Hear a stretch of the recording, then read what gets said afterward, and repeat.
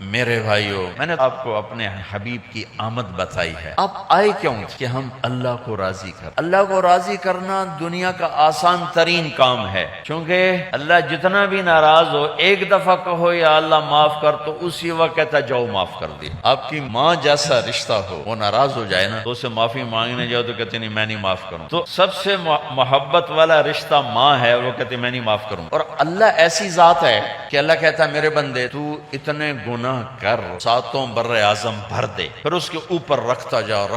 جیسے آپ کے وہ ڈبوں پہ ڈبے چڑھے جاتے ہیں، گناہوں کے چڑھاتے کہاں تک لے جاؤ کہ میری آسمان کے چھت کے ساتھ لگا دو. اور میرا اللہ کہہ رہا کراچی کا ایک مرد یا ایک عورت اتنے کرے کہ یہاں سے اٹھا کر آسمان کی چھت کو لگا دے، تو اللہ کہتا ہے بس ایک دفعہ کہنا یا اللہ معاف کر دو، میں سارے ہی معاف کروں. اتنی جلدی اللہ صلح کرتا ہے. تو بھائیو، میرے نبی ہمیں بتانے آئے کہ اپنے اللہ کو راضی کر کے مر.